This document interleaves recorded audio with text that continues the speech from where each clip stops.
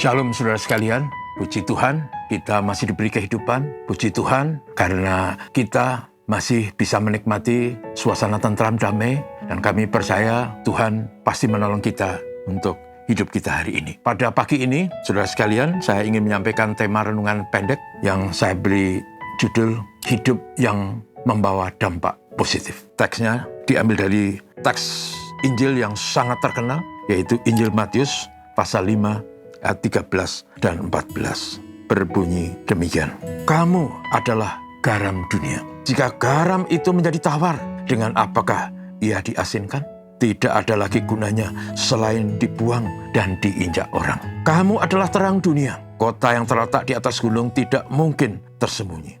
Lagi pula orang tidak menyalakan pelita lalu meletakkannya di bawah gantang, melainkan di bawah kaki dian, sehingga menerangi semua orang di dalam rumah. Demikian hendaknya terangmu percaya di depan orang, supaya mereka melihat perbuatanmu yang baik dan memuliakan Bapamu yang di surga. Saudara sekalian, hidup manusia kadangkala hanya berfokus pada diri sendiri, pada kepentingan sendiri, pada keinginan sendiri, bahkan pada paradigma sendiri. Kalau kita jujur, manusia sering hanya memikirkan bagaimana bisa hidup tentram, damai, makmur, punya banyak uang, punya banyak kekayaan, punya ini dan itu, sehingga hidup ini menjadi hidup yang dipenuhi dengan kebahagiaan, sukacita, dan umur panjang.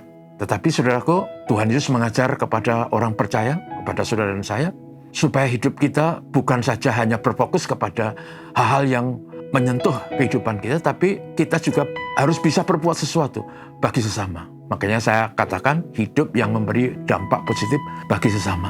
Dan karena itu Tuhan Yesus berkata bahwa kita ini adalah garam dunia. Saudaraku, garam adalah sesuatu yang sangat murah harganya, tetapi memberi dampak yang luar biasa dalam kehidupan manusia. Bahkan pada waktu saya muda itu, bapak saya pelihara sapi-sapi. Kalau sapi-sapinya dapat makanan yang kurang bagus itu dikepurin dengan air garam, maka sapi akan sangat lahap makan rumput itu. Nah, saudara-saudara, mengapa? Karena garam itu memberi cita rasa. Makanan yang diberi garam menjadi enak rasanya. Tanpa garam, kita katakan makanan itu tawar, hambar. Tapi dengan garam, makanan menjadi nikmat dan menyenangkan. Hidup kita di hadapan orang lain harus memberi dampak seperti itu. Apakah sikap kita, laku kita, tutur kata kita memberi dampak positif, membuat orang lain senang, membuat orang lain termotivasi baik, membuat orang lain bahagia? Atau sebaliknya, kita malah membuat orang lain susah, membuat orang lain frustrasi, membuat orang lain kehilangan harapan. Itu seperti garam yang tidak berguna. Di samping itu, saudaraku, garam juga menghentikan proses pembusukan. Karena itu kalau orang-orang nelayan mendapatkan ikan yang banyak dan panas tidak cukup, mereka garami ikan-ikan itu supaya tidak busuk. Garam menghentikan proses pembusukan. Hidup kita harus bisa menjadi berkat. Jangan sampai hidup kita malah menyusahkan orang lain, membuat orang lain depresi, frustrasi, membuat orang lain menderita dan sengsara. Itu kebusukan. Kita harus sebaliknya membawa dampak positif. Kemudian terang. Kita juga dikatakan menjadi terang dunia. Terang itu sesuatu yang sangat diperlukan dalam hidup ini. Terang membuat orang punya pengharapan. Terang membuat rasa takut hilang. Terang membuat orang bersemangat untuk hidup. Termasuk para mahasiswa-mahasiswa, kalau listrik padam, mereka menjerit. Tapi kalau listrik menyala, mereka bersorak. Karena dengan terang, maka orang tidak meraba-raba. Maka orang bisa bergairah dan menyiapkan masa depan.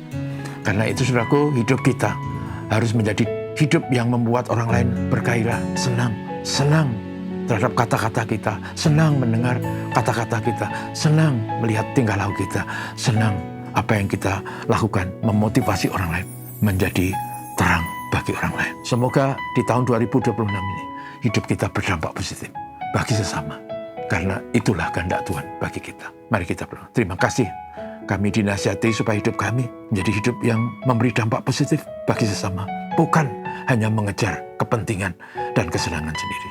Berkati dan tolong kami, supaya kami bisa berperilaku cerdas, melakukan hal yang baik sebagai bukti bahwa kami adalah anak-anak Allah. Terima kasih Bapa. Mohon berkat Tuhan hari ini, mohon berkat-Mu untuk negeri, mohon berkat-Mu untuk gereja Tuhan di bumi. Dalam nama Yesus kami berdoa. Amin. Selamat pagi.